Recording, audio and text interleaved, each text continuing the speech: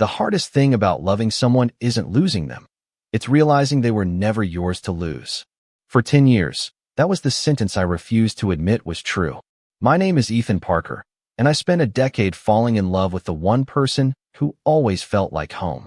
The problem was, Noah Williams never saw me as anything more than his best friend. Noah and I met during our freshman year of college, when we were both 18 and completely lost. I was the quiet art student who carried a sketchbook everywhere, and he was the guy everyone knew before he even walked into a room. He played basketball, made people laugh, and somehow remembered everyone's coffee order. Mine was always the same: a medium vanilla latte with an extra shot of espresso. He never forgot. You know, you're the only person who orders coffee like they're preparing for an all-night survival mission, he'd joke. I would laugh because that was easier than admitting I loved the way he noticed the smallest things about me. Over the years, Noah became part of my everyday life. He was the person I called when I finished a new painting. He was the first person I texted when something exciting happened. When I had a bad day, he somehow knew before I even said anything. There was a comfort in knowing someone cared about you that deeply, but there was also a quiet pain in knowing that their love had a limit. Noah would hug me and say, "You're my family, Ethan." And every time he said it, I smiled, because being his family was better than being nothing. Even if a small part of me wished for something I could never ask for. I told myself I was okay. I told myself feelings could disappear if you ignored them long enough. But feelings don't work that way. They hide in little moments. Like the night Noah stayed up until 2 a.m. helping me prepare for my first art show. Like the morning he showed up at my apartment with breakfast because he remembered I forgot to eat when I was stressed. Like every time he looked at me and said, "I've got you." Those words meant everything to me. Maybe too much. Then came the day everything changed. We were sitting at our favorite coffee shop, the one across from the park where we spent countless afternoons talking about our dreams. Noah had a smile on his face that I had never seen before. I knew something important was coming. "Ethan," he said, looking down at his cup before meeting my eyes. "I think I finally met someone." I felt my smile appear before my heart had time to react. "Really?" I asked. "That's amazing." And I meant it. I really did. Because loving someone also means wanting them to be happy, even when their happiness breaks something inside you. Noah started telling me about her, about how excited he was, about how different everything felt. I listened. I nodded. I asked questions. I played the role of the best friend perfectly. But that night, when I walked back to my apartment alone, I realized something I had been afraid to admit for years. I wasn't waiting for Noah to choose me. I was waiting for the impossible. And maybe the only way to stop hurting was to finally let go of the person I had spent so long holding on to. The days after Noah told me about her felt strangely normal, and that was the part that hurt the most. Nothing dramatic happened. The world did not suddenly change. The sun still came up every morning, my coffee still tasted the same, and people around me had no idea I was quietly trying to adjust to a life where Noah was no longer the center of every plan I made. I became very good at pretending. I answered his texts with the same energy. I laughed at his jokes. I listened when he talked about his new relationship. I became the supportive best friend everyone expected me to be. But every conversation felt like I was standing just outside a door that used to be open. Noah was still Noah. He still called me when he needed advice. He still sent me funny videos during lunch breaks. He still walked into my apartment without knocking because he had been doing it for years. But somehow, everything felt different. One Friday evening, Noah stopped by with 2 cups of coffee in his hands. "I brought your usual," he said with a smile. "Medium vanilla latte, extra shot."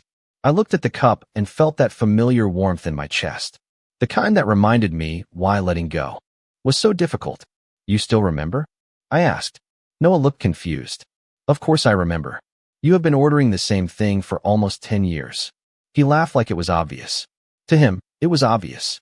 To me, it was everything. That night, we sat on my couch talking about random things like we always did. Movies, work, old college memories. For a moment, I forgot everything had changed. Then his phone lit up. Her name appeared on the screen. Noah smiled immediately. It was a small thing. A simple reaction. But I noticed it. I noticed the way his face softened. The way his attention shifted. The way someone else had become the person who could make him smile without even trying. "Sorry," he said, picking up the phone. "She just wanted to tell me something." I smiled. "It is okay." And it was. That was the hardest part. I did not hate her. I could not. She had done nothing wrong.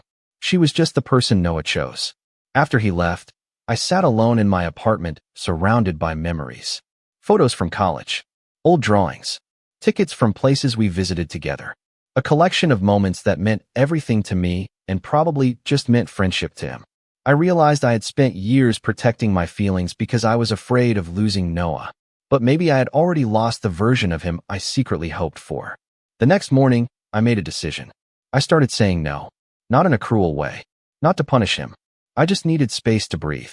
When Noah asked if I wanted to watch a movie, I told him I was busy. When he asked if I wanted to get dinner, I said I had plans. The truth was, I did not have plans. I just needed to learn how to exist without always waiting for him. At first, I thought the hardest part would be missing Noah. I was wrong. The hardest part was realizing how much of myself I had built around someone who never knew I was holding on. And for the first time in 10 years, I wondered who Ethan Parker could become if he stopped waiting for someone else to choose him. The first week of creating distance from Noah felt like learning how to walk again. I did not realize how many parts of my life had quietly revolved around him until I started removing him from my daily routine. There was no big goodbye, no dramatic conversation, just small changes that nobody else noticed. I stopped sending him pictures of my morning coffee. I stopped calling him when I had a stressful day. I stopped making excuses to keep conversations going when I knew I was the only one holding on. At first, it felt empty, like I had erased a piece of my own life. But slowly, something unexpected happened. I started discovering myself again. I spent more time at my art studio. I accepted new projects. I met people who knew me as Ethan, not as Noah's best friend. For years, I had been introduced as, "This is Ethan, my best friend." It was never a bad thing. Noah was proud to have me in his life. But I started wondering who I was when I was not standing beside him. One afternoon, I was working on a painting for a local gallery when my phone buzzed. It was Noah. I stared at his name for a long moment before answering. "Hey," I said. "Hey, are you okay?" he asked. His voice sounded different. Not upset exactly. More like he was trying to understand something. "Yeah, I am fine." "What?" There was a pause. "I do not know. You have just been quiet lately." I looked at the unfinished painting in front of me. A picture of a person standing alone beneath city lights. I had started it weeks ago without knowing why. Now I understood. "I have just been busy," I said. Noah was silent again. "I miss hanging out with you." Those words almost broke my progress. Because that was Noah. He could say one simple thing and remind me why walking away was so hard. "I miss you too," I admitted. And I meant it. Missing someone did not mean leaving was a mistake. Sometimes you can miss someone and still know you need space. "Maybe we can get dinner this week?" Noah asked. I almost said yes. The old Ethan would have said yes immediately. He would have canceled anything, moved his entire schedule, and convinced himself that any moment with Noah was worth the pain afterward. But I was trying to become someone different. Someone who did not measure his worth by how much he could give to another person. "I cannot this week," I said gently. "Maybe another time." The silence that followed felt heavier than I expected. "Oh," Noah replied. "Okay." After we ended the call, I sat there for a while, staring at the screen. A part of me felt guilty. Another part felt strangely proud. For the first time, I had chosen myself. A few days later, I saw Noah at a small gathering with friends from college. He smiled when he saw me, but his expression changed when he noticed how comfortable I looked. I was laughing with people he did not know. I was talking about my art. I was not waiting for him to arrive. For years, Noah had been the person I looked for in every room. That night, I realized something had shifted. I was no longer searching for him. And maybe that was the moment he finally started noticing me. The strangest thing about watching someone drift away is realizing you are the one who taught them how to leave. For years, I believed Noah would always be there. Not because I expected anything more from him, but because he had always been the constant in my life. The person who knew my habits, my fears, and all the little things I never explained to anyone else. But lately, I was becoming someone he did not recognize. And somehow, that was starting to bother him. After the gathering with our old college friends, Noah began reaching out more often. Not in obvious ways. Noah was never the type to admit when something was bothering him. Instead, he found small reasons to appear in my life again. A message asking if I had eaten. A picture of something that reminded him of an old memory. A random question about a movie we used to watch together. It was almost like he was trying to rebuild a bridge he did not realize he had helped break. One evening, I was leaving my art studio when I saw Noah waiting outside. He was leaning against his car, holding 2 cups of coffee. My usual order was in his hand. For a moment, I forgot how to react. "You still remember," I said quietly. Noah looked at the cup and smiled. "Of course I remember." Those words used to make my heart race. This time, they just made me wonder why someone could remember every small detail about me and still never see what was right in front of him. "What are you doing here?" I asked. Noah looked away for a second. "I thought maybe we could talk." We walked to a nearby park and sat on a bench beneath the evening sky. The same park where we spent countless hours during college. The same place where I had listened to him talk about his dreams while hiding my own feelings. "I feel like I do not know what is happening with you anymore," Noah admitted. I looked at him. "What do you mean? You used to tell me everything." I smiled sadly. Maybe I needed to learn how to keep some things for myself. Noah became quiet.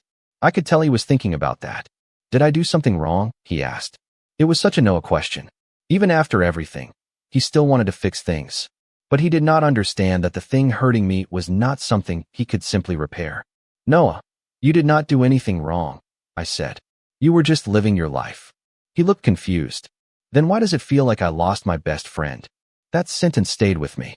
Because for years, I had been afraid of losing him. I never imagined he would be the one afraid of losing me. "Sometimes people change," I said softly. "Sometimes they have to." Noah looked down at his hands. For the first time, I saw uncertainty in his expression. The person who always seemed so confident suddenly looked like someone searching for an answer he could not find. "I do not want things to be different between us," he said. I wanted to tell him everything. I wanted to explain every moment I stayed silent, every feeling I buried, every time I chose friendship over honesty. But I was not ready. And maybe Noah was not ready either. So I simply said, "Sometimes different is not always bad." When I walked away that night, I felt something I had not felt in a long time. Peace. But behind me, I could feel Noah watching. And for the first time, I wondered if he was finally starting to understand that I was not just the person who had always been there. I was someone he could actually lose. The first time Noah looked at me differently, I almost convinced myself I was imagining it. Because when you spend years loving someone quietly, you become an expert at creating meaning from the smallest things. A longer glance, a softer voice, a simple question asked at the right moment. You learn to protect yourself by hoping, and you learn to hurt yourself by hoping too much. After our conversation in the park, things between Noah and me changed. Not in a dramatic way. There were no sudden confessions or impossible moments. Instead, there was a quiet shift. Noah started making an effort. He came by my studio more often. He asked about my paintings and actually listened to the answers. He wanted to know about my new projects, my goals, and the things I had stopped sharing with him because I thought he was too busy with his own life. One afternoon, he visited while I was preparing artwork for an upcoming gallery event. He stood in front of one of my paintings for several minutes without saying anything.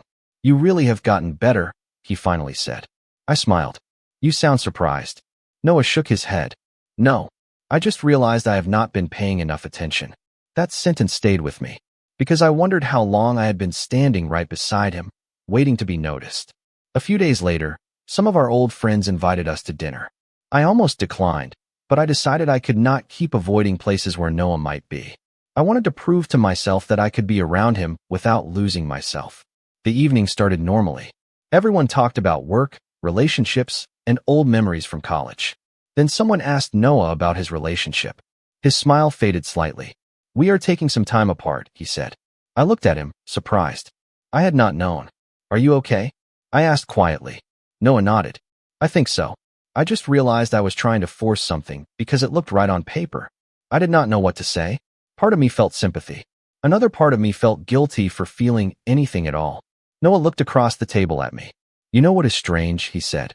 "I spent so much time thinking I knew what I wanted. But lately, I keep thinking about the person who has always understood me." My heart stopped for a second, but I reminded myself not to jump to conclusions. Noah was emotional. He was going through a change. He might simply be missing the comfort of a longtime friend. After dinner, we walked outside together. The streets were quiet, and the city lights reflected against the sidewalks. "I am glad you came tonight," Noah said. "I almost did not," I admitted. He looked at me. "Why?" I took a breath. Because sometimes being around you is harder than being away from you. Noah became silent. I had never said anything like that before. For a moment, I thought I had finally revealed too much. But instead of looking uncomfortable, Noah looked thoughtful. Ethan, he said softly, have I ever made you feel like you were not important to me? I looked away. The honest answer was complicated. No, you always made me feel important. Just not in the way I wanted. The silence between us felt different after that. Not empty. Not awkward. Just full of things neither of us knew how to say yet. And as we stood there under the city lights, I realized something had changed. I was no longer the only one carrying feelings I could not explain. Noah was starting to ask questions. And sometimes, the beginning of a new story starts with someone finally wondering why they almost lost the person who was always there. The truth about someone you love is not always discovered in a confession. Sometimes, it appears in the moments when they are afraid to lose you. After that night with Noah, everything between us felt different. Not because either of us had said the words we were both avoiding, but because something invisible had shifted. For the first time in years, I felt like Noah was looking at me instead of looking through me. He started asking questions about my life that he used to assume he already knew. He wanted to know why I stopped sharing my artwork with him. He wanted to know why I stopped calling him when I was having a difficult day. And every time he asked, I struggled with the same question. Was he finally understanding me? Or was he just missing the comfort of having me around? A few weeks later, Noah came to my apartment while I was organizing old drawings for my gallery exhibition. He picked up one of my older sketchbooks from the table. Can I see this? He asked. I hesitated. It was a collection of drawings from college, a time when Noah had been the center of my world. Sure, I said. He sat on the couch and slowly turned through the pages. At first, he smiled at the memories. Pictures of places we visited. Little sketches of moments only we would understand. But then his expression changed. He stopped on a page I had forgotten about. It was a drawing of Noah sitting by a window, reading a book, completely unaware that I had captured that moment. He looked at it for a long time. You drew me a lot, he said quietly. I looked away. You were always around. Noah continued looking through the pages. Ethan, why did you never show me these? I did not answer immediately, because the real answer was too honest. Because some things are easier to hide on paper than to say out loud. Because they were just personal, I finally said. Noah closed the sketchbook gently. Were they? The room became quiet. I could hear the rain tapping against the window.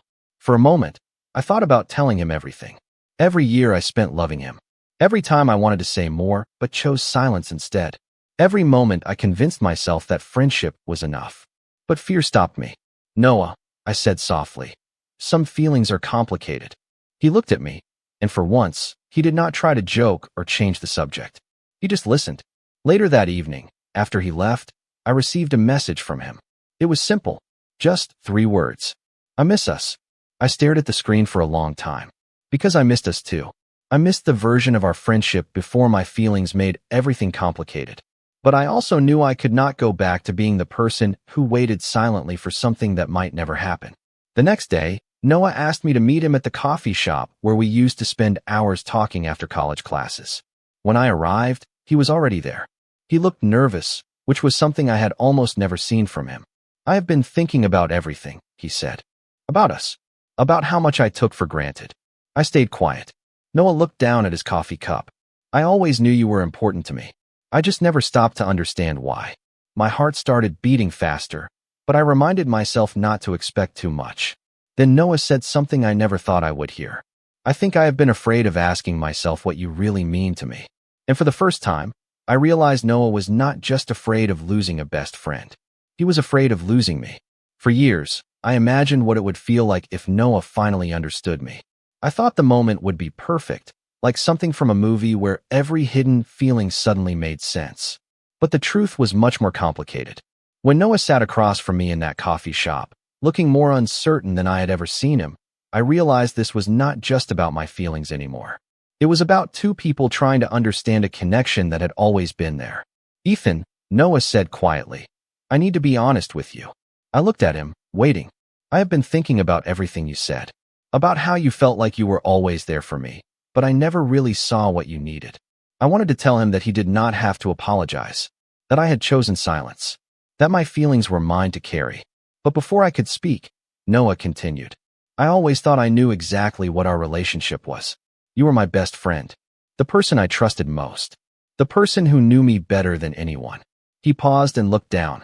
But lately, I keep asking myself why losing you felt so painful.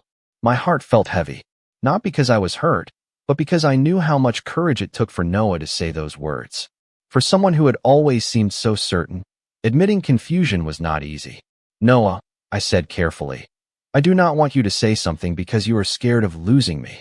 He looked up immediately. That is not what this is. His voice was quiet but steady. I know I have been confused. I know I am still trying to understand everything.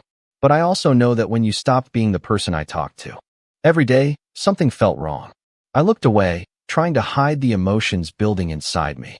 For so long, I had dreamed about hearing that I mattered. But now that I was hearing it, I was afraid. Because hope could be just as dangerous as disappointment.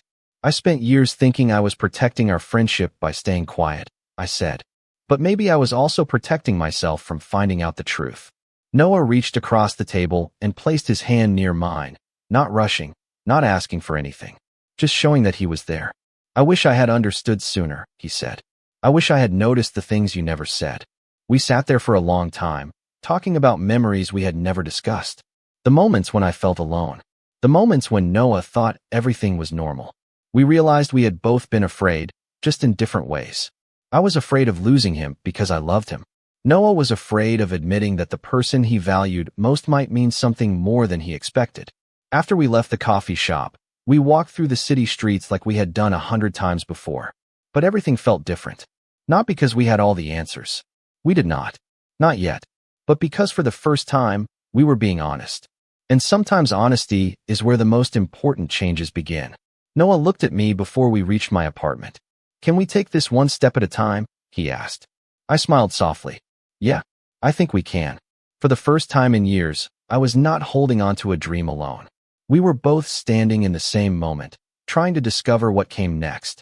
After everything we had shared, I thought the hardest part would be hearing Noah admit that he cared about me.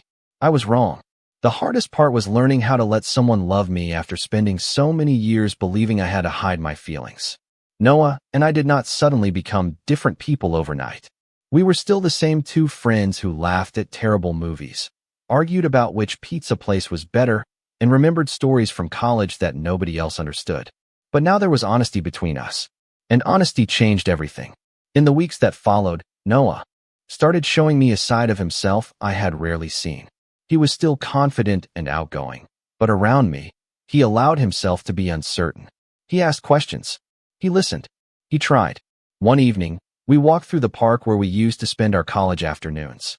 The trees were changing colors, and the air had that cool feeling that always reminded me of new beginnings. I never realized how much I depended on you, Noah said. I smiled slightly. That sounds like a very Noah thing to admit. He laughed. I am serious. His expression softened. You were always the person I went to when I needed advice, when I needed someone to make me laugh, when I just needed someone who understood me. I looked at him. But I was also the person who was afraid to tell you the truth. Noah nodded slowly. I know. There was no shame in his voice. Only understanding. That was what made it different. For years, I thought if Noah discovered my feelings, everything would fall apart. But somehow, telling the truth had created something stronger than pretending. We started building something new, carefully and honestly. There were no promises we were not ready to make. No rushing to define every emotion. Just two people learning each other in a new way. Noah began noticing the small things I had always noticed about him. The way he remembered my favorite songs. The way he smiled when he was nervous. The way he always looked for me in a crowded room. And I started noticing things about him too. The way he worried about whether he was doing enough. The way he wanted to make sure I felt valued. The way he was willing to change because he cared. One night, while we were sitting outside my apartment building, Noah looked at me and said, I used to think love was supposed to be this obvious feeling that appeared instantly. But with you, it feels like something I have been discovering for years. I did not know what to say. For so long, I had imagined being chosen by Noah. I never imagined that one day he would choose to understand me. Are you still scared? He asked. I thought about it. The answer was yes. Love was still scary. Change was still scary. But I was no longer facing those fears alone. A little, I admitted. Noah smiled. Me too. And somehow, That made me feel better. Because maybe love was not about having no fear. Maybe it was about finding someone who made the fear worth facing. As we sat there under the city lights, I realized something important. The person I spent years trying not to lose was no longer just someone I was holding on to. He was someone who was finally holding on to me too. Sometimes, the most beautiful endings are not really endings at all. They are the moment when you finally understand that the person you were searching for was never someone new. It was someone who had been standing beside you all along.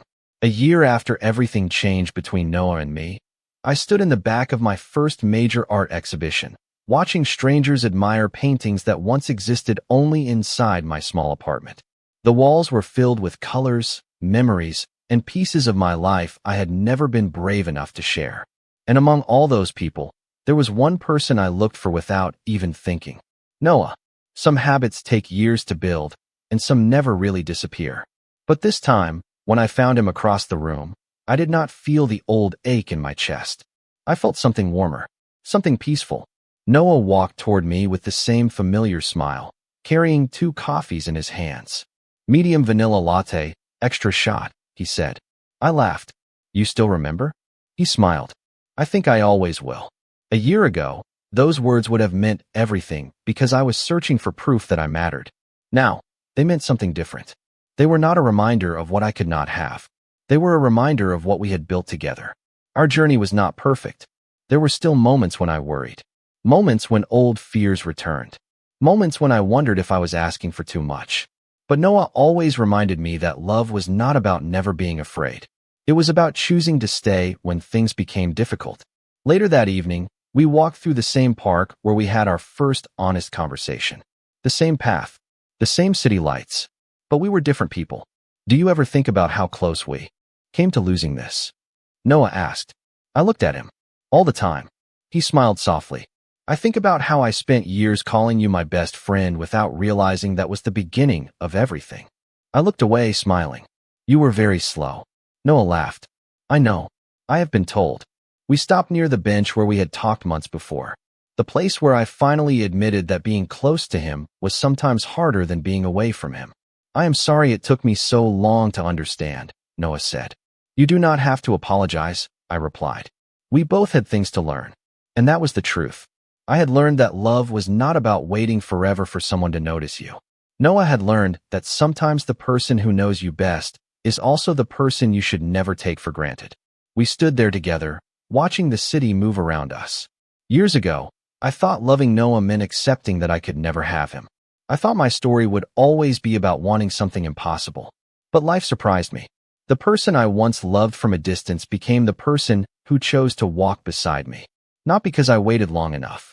Not because I convinced him. But because we finally learned how to see each other clearly.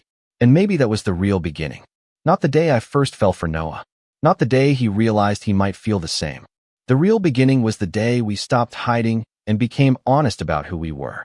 Because sometimes the person who feels impossible is not impossible at all.